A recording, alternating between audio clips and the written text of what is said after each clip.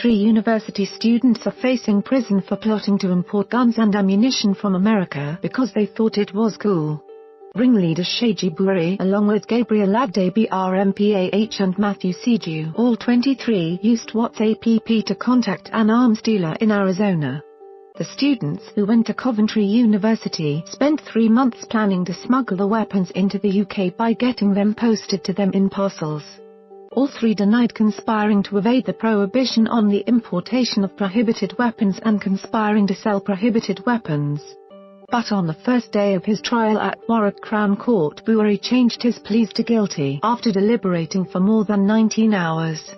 The jury convicted Abdebrmpah of all 3 charges. Siju was cleared of conspiring to import the guns, but was found guilty of the other 2 charges. Judge Sally Hancock told Siju, "This jury has found you guilty of your part in 2 conspiracies.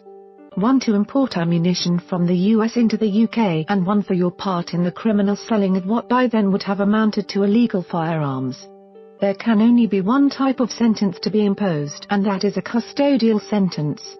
These types of offences attract a minimum term of custody of 5 years. The sentence you receive will exceed that figure." Trevor Meegan, defending, said Siju had not even told his family about his arrest.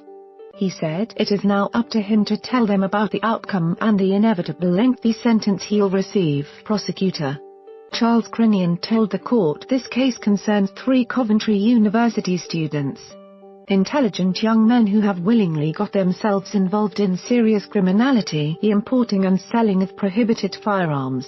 Why did they get themselves involved? Perhaps they thought it was cool, perhaps it was for the money.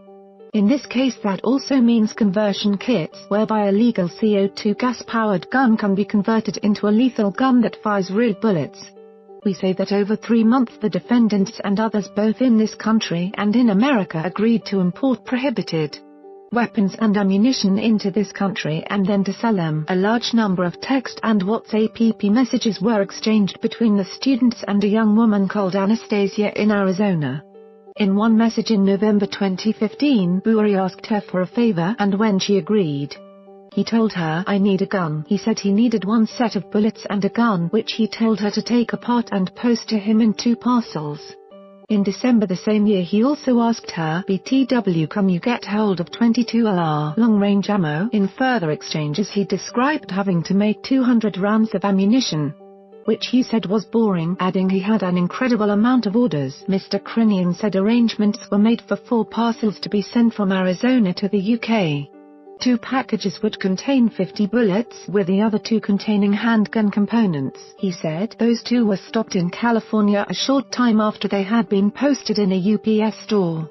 They had been badly wrapped and one of them came apart and the manager called the police. The 2 packages containing bullets were intercepted in the UK. One was addressed to Buri, who signed for it when it was delivered by a police officer posing as a courier. Mr. Crinian said Buri was the main organizer and it is clear he was working with a serious criminal who was in prison at the time, but had a secret mobile phone and was in contact with Buri, who would report how matters were progressing. The court heard Abdebrmpah helped Buri by giving advice about how to smuggle the weapons into the UK and found safe houses for the parcels to be sent to. Siju made a Western Union payment to Anastasia for the ammunition. All 3 men of Coventry were remanded in custody and will be sentenced together at a later date. Where the freaks at?